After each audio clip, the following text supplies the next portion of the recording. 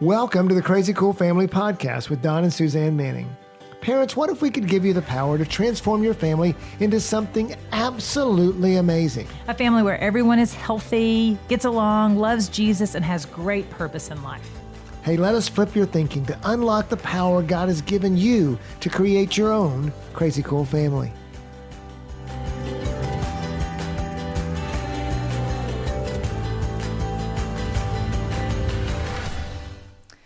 Hey, Crazy Cool Families, Macy here. Dad and I are talking today all about extracurricular activities. Yay, extracurricular activities. Art, basketball, football, all the different things. Music. Yeah, there's so many things that kids can do today, which is awesome. I was watching the Olympics and badminton was on there, so maybe we'll do badminton. Fast walking. That one is so crazy to watch.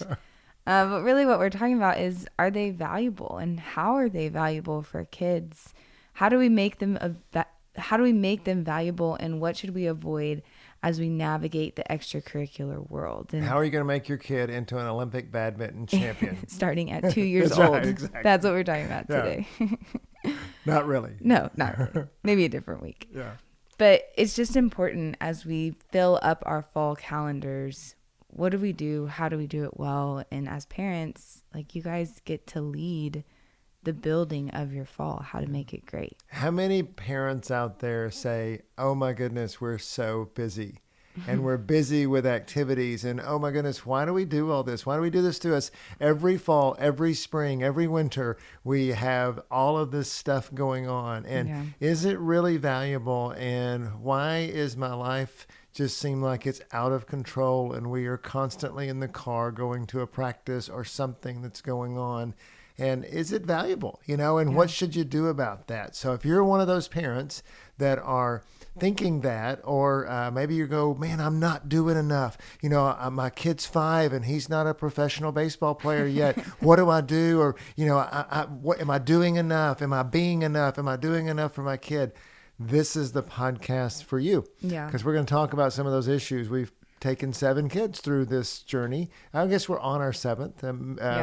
Maddox is our 6th, is moved on from sports now. He's 17, and so we have one more playing football in high school. So have been through a lot of issues, and we just thought we'd share some thoughts with you about, and even Macy, I'd love to hear from your perspective, like what was it like? Because we had a lot of kids, and a lot of our main extracurricular activity was sports. Yeah. And so let's start from there. Yeah. And as you were talking, it made me think of, like, it may not feel crazy right now, but usually each parent gets to their breaking point. It's usually like that week where you have to bring snacks to the game and you forget, or you can't find the kid's jersey or cleats or whatever. And it's like you're going and you're going. It's kind of like you're this hamster on this wheel and you're just trying to spin as fast as you can. And at some point, I don't know, I watched my parents do it over the years, just be like, what are we doing? Is this really valuable? And how do we decide what's valuable? And so I think it's cool we get to talk about it. And we'll get to speak in it from a parent and a kid perspective. So Dad, you specifically, I'm going to kind of gear the questions at you. You were very involved Since I'm the one that's here. Yeah, since Mom's obviously not here today. You were involved in extracurricular activities. Specifically for us, it was sports. It was any sport we wanted to try. You wanted to buy the equipment. You wanted to get outside with us. You wanted to make it happen. You literally coached every one of our teams that someone, director or whoever would allow you to. And you spent time working on things with us everywhere you could in any area. And so one of the main questions we want to unpack today is, why did you invest all that time? Why in sports, and just why in extracurriculars? Why was it valuable for you? Yeah, we did spend a lot of time in sports, and it was mainly baseball and basketball, although you guys tried some other sports. We football was another one. Volleyball was another one. We played a little bit of soccer for, I think Madeline played a year or two of soccer, realized I didn't know anything about that sport. And, I think McCade played some lacrosse. We tried that out a little bit. But mainly, I just loved sports. I love extracurricular activities in general. For me, it was sports. It's what I grew up doing, and so that's what I gravitated towards. And parents, I think that's okay. It's okay to share your passions with your kids. Now, as with anything, you can overshare your passions, or we can try to force them into our passions, and those are negative things. But and relive our dreams exactly. through them. Yes, and you can. I was a quarterback in my day. So there's all kinds of dangers with that, but there is with all these things. They're good if you can. It's good to share your passions, because we talk about it, Crazy Cool Family. Share your life with your kids. I had so much fun playing baseball growing up, and the teams we had and things like that. So it's okay to transfer some of that fun to your kids. And I love extracurricular activities because it teaches. It's in our world that's a little bit of a bubble, maybe, if childhood is a little bit of a bubble. They're not, hopefully, kids do have a lot of adversity, but, hopefully our kids are in a good environment.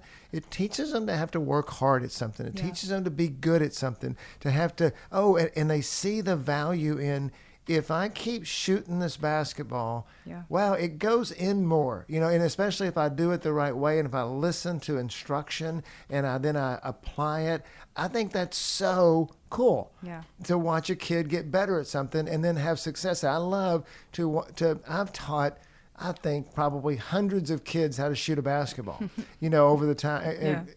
And you just watch them and you say, okay, if you keep that elbow in, if you keep this here, and all of a sudden they shoot it and it goes, I can do this. Yes. Oh, wow. And you just see them light up. I am the next LeBron James exactly. in that moment. Or you teach a kid to hit a baseball and you here's your arm goes up and they swing and they hit and you just watch their eyes light up. It's so cool. It's so cool when it's your own kid. And I remember too, the running joke when I was in middle school and high school is like, oh, everybody gets a consolation prize. Like everyone gets a participation everybody gets a trophy. prize. Yeah, it's so lame. Because I think there is something in us as like work drive and stewardship and endurance. Like God puts those things in us to like help us work hard. Like it feels accomplishing. It feels good. Even as a little kid, when you kick the ball down the soccer field and you score, or you make a beautiful art project and you bring it home and mommy puts it on the fridge. Like there's something that is in us, I think really strongly as kids too, since they're kind of raw and blank slates, like to teach kids how to accomplish a task or a goal or how to build a habit to get good at something. It's so valuable. And that's why one of the things I tell parents a lot is that when you're helping your kids get better at a sport, or you're watching them get better at a sport, compare to where they are versus where they go. Don't compare them to the other kids. Don't compare them to LeBron James. Don't compare them to the kid that's on their team that's this star athlete or whatever. Just, hey, you're making progress towards the goal. Right now, for example, McCade is playing freshman football. Mm-hmm. And so he came in and he wants to be a cornerback, not a quarterback, but a cornerback. That's very different. Yeah, I have learned. They cover the receivers, and so we've been working with him, his skills on, and I just keep telling him, wow, McCade, think about where we were 3 or 4 months ago with your cornerback skills and your coverage skills. And I watch your feet out there, and we're working with a coach to help him do that. And I watch your feet out there, and man, your footwork is so much better than it was before. Well, that's what we want to do. And it's a way for them to work towards a goal. School's the same way. We work towards goals in that as well. But sports, there's just something about sports or music or something they're good at, woodworking, hunting, whatever it is, because there's so many extracurricular activities. Think about it. If you're a hunter and you take your kid out and all of a sudden they can now shoot a gun and at a certain distance and target, that brings value to them. And so another thing and this relates to hunting, basketball, baseball, whatever.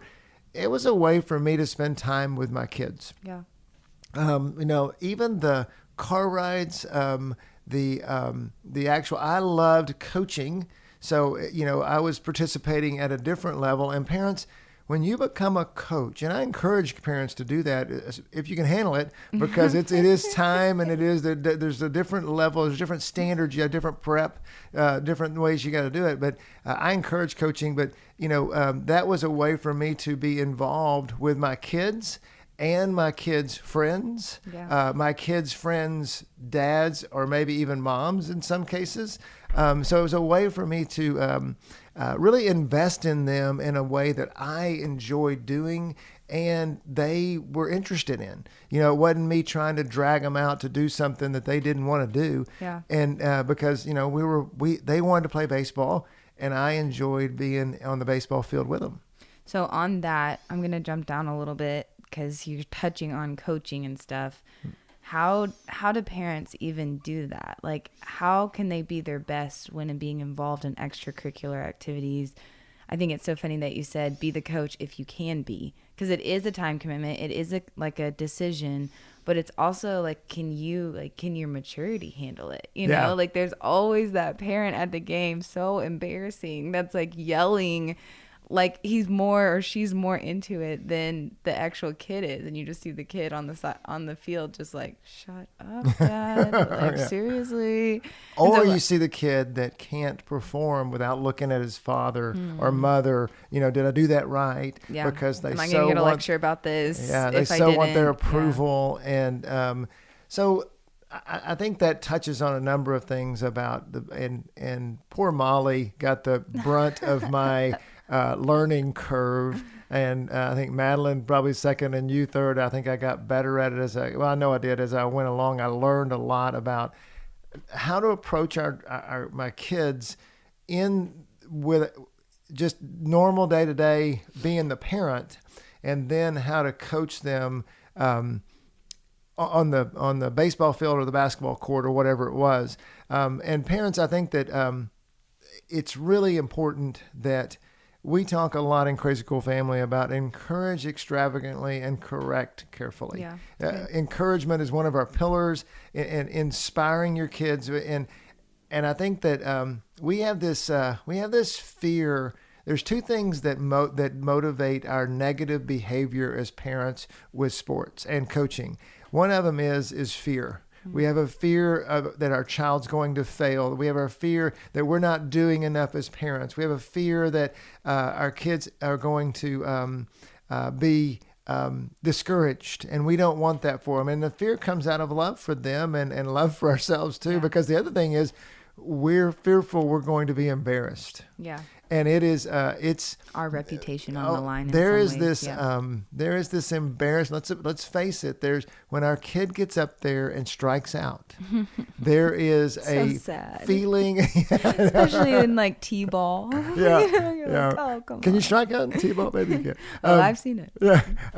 So there's this embarrassment for the child, and there's an embarrassment as a parent, and that so drives this negative behavior. And so, I remember a friend of mine who was a great baseball coach, kids baseball coach, said, "Hey, even the professional players in baseball fail 70% of the time." Wow. Because they bat 300, which means 3 times they get a hit and 7 times they don't. Yep. Let your kid fail. Be okay with failure. And I had to learn that as a young parent a lot. I still struggle with it, but like I found when I was coaching baseball, that when other kids got up, I would be coaching like first base or third base, and when when the other kids got up, I would instruct them in certain ways. And when Michael got up, for example, our oldest boy, all of a sudden my tone would change. The number of words I used to instruct would change. Passion. Hey, get your feet set. Hey, get your bat up. Hey, and I wouldn't do that to the other kids. And it was like, whoa, I'm a coach here. Yeah. And this is not helping. And so doing your best and. Well, I think what was the question? I'm out for the question. No, now. you're doing great. I think it's really good. We're talking about like how do parents be their best, specifically when it comes to like that type of situation, that scenario with coaching. I think one thing for me that as you're saying all this, I'm like, I know I'm not a parent yet, but from the kid's perspective, if the parent can focus on being the encourager, like even if you are a coach, like focus on encouraging and calling out the greatness in your kid.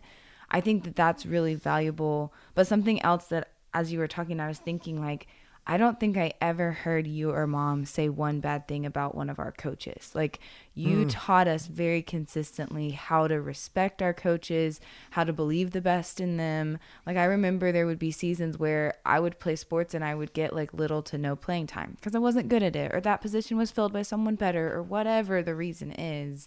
And instead of y'all being like, well, your coach doesn't know how to blah, blah, blah. And if that coach would just, you don't try and like create something out of nothing. You just say, hey, let's go work on it. Hey, let's go get better. Like, you can't control when you get into the game. All you can control is what you do once you're in the game. And I think that really does apply to any teacher, music teacher, art teacher, any coach. Like, your kid is not in a place of authority. They're in a place of submission. And so you're teaching them the value of like, hey, trust your authority, submit to your authority. And we've got you as your parents. We're for you. We're believing in you.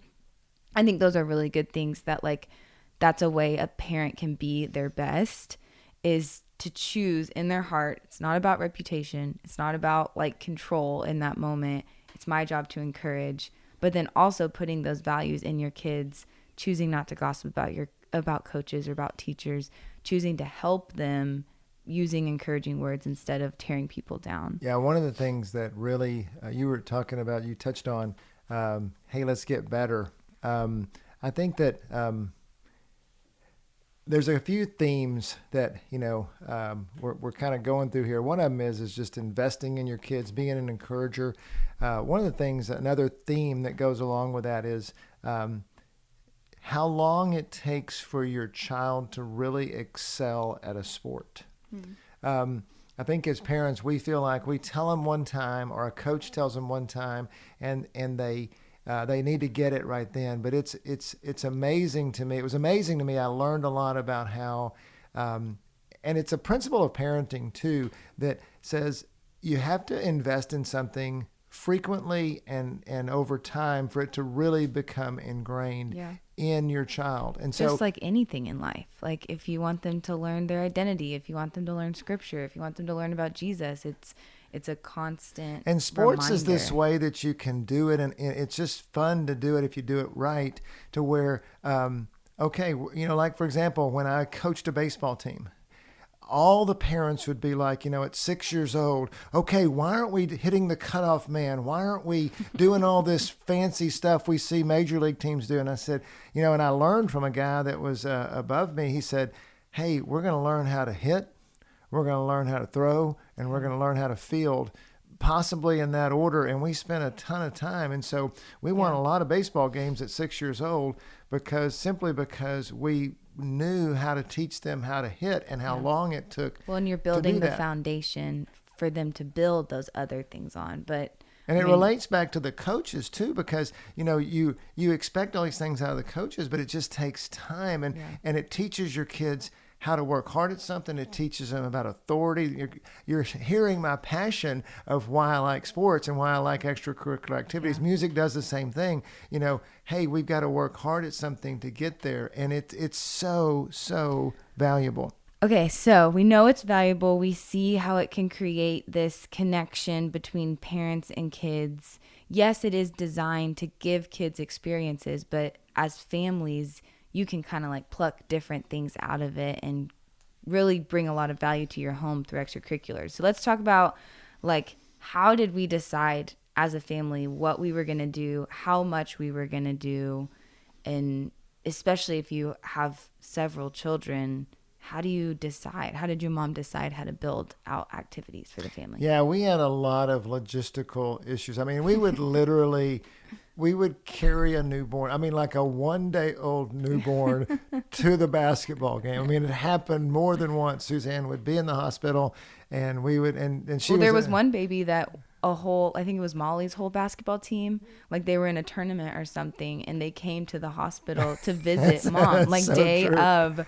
There's like 10 high school girls standing in the little window peering down That's so true. One of the little brothers. We were, it was life. Because we didn't stop. We stopped a little bit to have a baby, or not just have a baby, but you had a 1-year-old and you had a 3-year-old. And I think really quick, if you're a mom or a dad and you're listening to this right now, or even as a grandparent, and you're like, oh my goodness, that's my family. Like, that's what I spend every single weekend, every single night doing.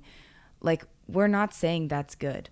And we're not saying that's bad. We're just saying that's what we did as a family. That's what I remember my whole childhood being. Tuesdays and Thursday nights, I was in the car or in a gym from like 4:30 to 10:30. Like, that was just kind of. And it was because there were multiple practices, right. or multiple things. And part of it was me. I went to practice from 4:30 to 5:30, and then we went to pick up Madeline, and then we went to Molly's game at 6:30, and then we went out to dinner after, and then we went back and watched the varsity game at 8:30. And it just was like, it's what we chose to do with our evenings as a family. So if you're like listening to this and you're like, oh my gosh, I totally resonate.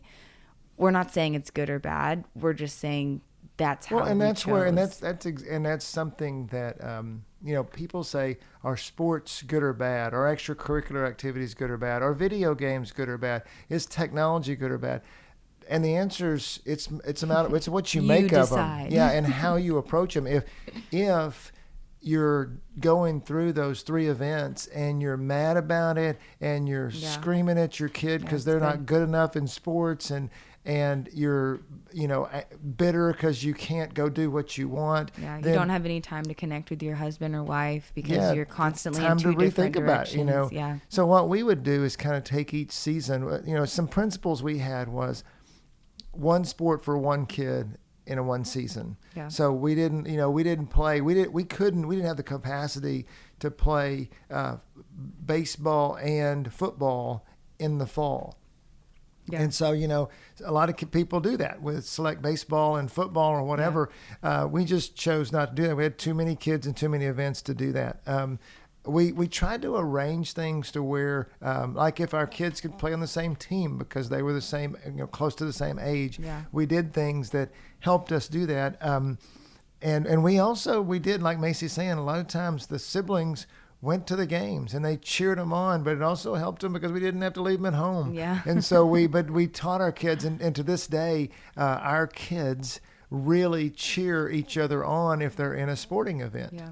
And just things like that we, and there were times, I remember it seemed like winter in basketball. It was like, what have we done? Yeah. It seemed like every winter we would say, what have we done? We've done it again. We said we weren't going to do it. And so, and that's okay too.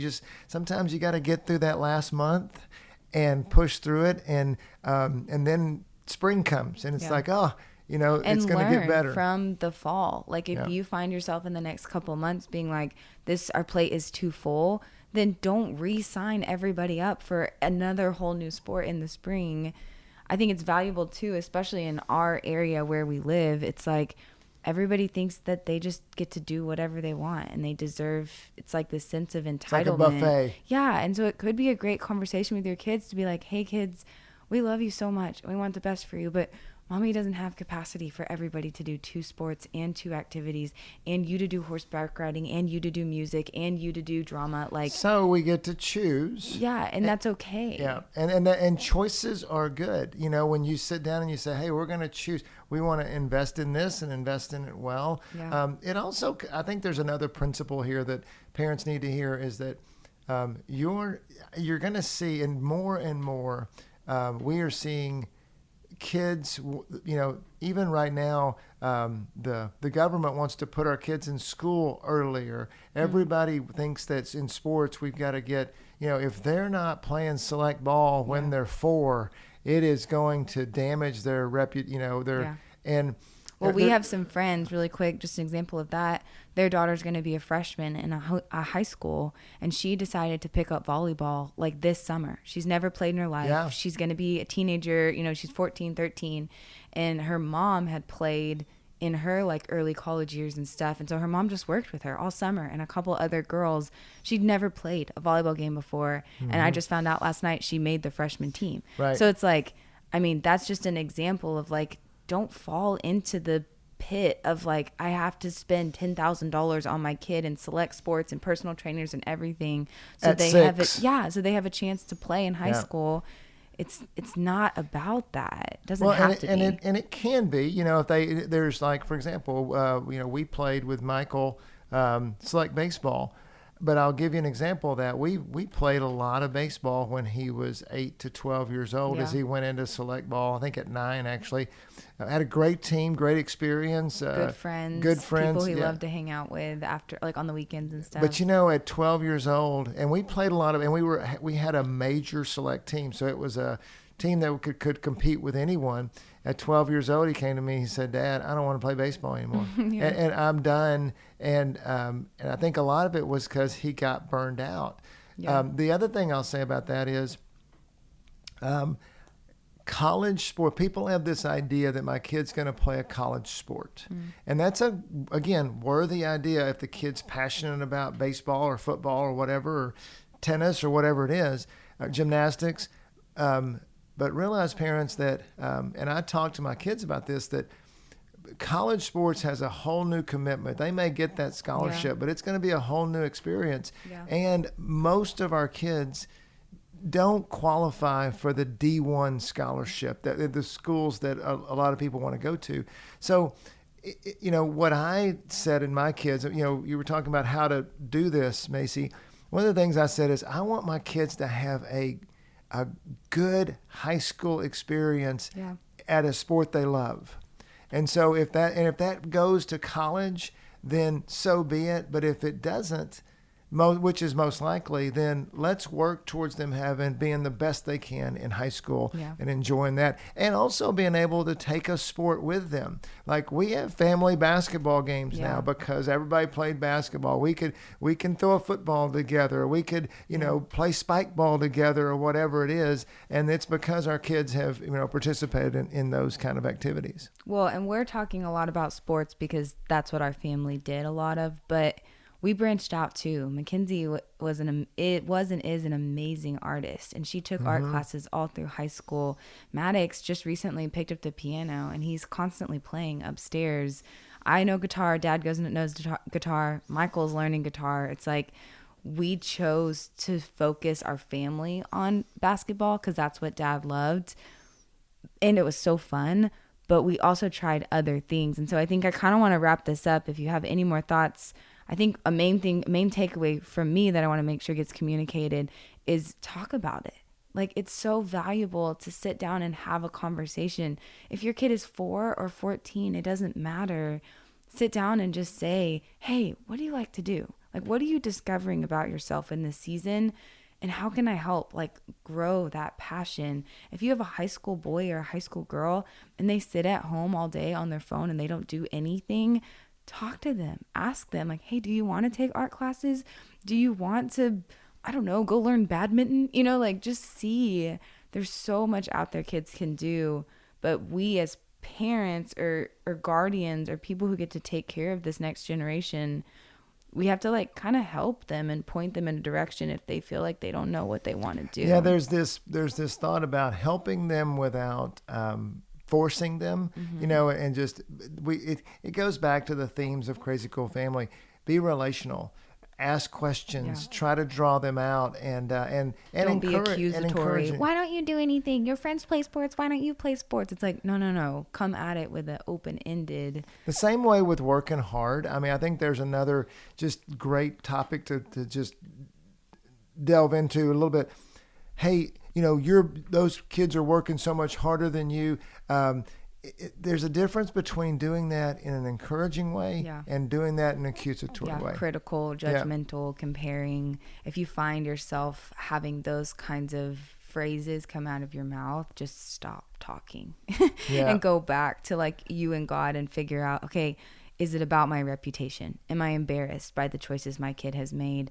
And then from there, be like, okay, how do I have a healthy conversation, not a harmful one? As we wrap up, I remember having a conversation with Michael on that select team, and he was frustrated because he wasn't doing something well. I can't remember what it was, and I remember with Molly, I would have said, well, you just need to work harder, or you just need to, I would have been more in lecture tone. And with Michael, I said, Michael, you're on a top team. You work hard every day at your baseball. I said, do you want to get better? And it reminded me of the way it reminded me was Jesus asking the guy, Do you want to get well? Yeah. Do you want to get It's better? your choice. Yeah. Do you want to get better at baseball? Do you want to? I said, well, if you do, and then we need to work on these things to make that happen. Yeah. I'm willing to help you make that happen. Do you want to do it? Yeah. And it's so powerful because in that moment, the kid sees, oh, my dad's not disappointed. My dad's not mad. He's for me and he's behind me and he's going to help me get where I want to go. But it puts the ball in their court, no basketball pun intended, right, to decide, like, how much further do I want to take this? Do I want to play in college? What do I want to do? And so I think that's all good. I just want to wrap this podcast up with just encouraging you parents. Fall is in full swing. It's not too late. It's not too late to reevaluate your calendar. It's not too late to back out of some activities or add some activities. We encourage you this week, like, take some time with your spouse or with a friend and ultimately with your kids and your family to sit down and say, what do we want this fall to look like? How do we want to fill our plate? What do we want to prioritize and value this fall for the rest of 2021? And even if you're in too deep for the fall, make a point. Hey, in November, we're going to pray about the spring. Yeah. We're going to pray about the winter. Invite God in. Invite God into what you're doing in the future so that you can have a plan for it, and you'll see that you will make better decisions. And we'll put some questions in the notes, like we were talking about, of how to start those conversations with your kids or your teenagers, how to help build open-ended conversations. But we just want to encourage you as we wrap up that we are excited for the fall, and we're excited for the way you're going to connect with your families through extracurricular activities. If you find yourself driving and you're already stressed out and you're listening to this, just take some big deep breaths. It's going to be okay. Kids are going to get fed. The games are going to happen. And it's going to be a great fall. And so we're really glad and really excited that you took some time to listen. Email us if you have any podcast things you want to hear about or for us to talk about. We're always looking for fresh ideas. So you can email us at info@crazycoolfamily.com. And actually, it's me who will be responding to you. So if you want to send me some fresh ideas, I'd love to hear about things you want us to talk about on the podcast. Have an amazing rest of your week, and go be crazy, families, at crazycoolfamily.com.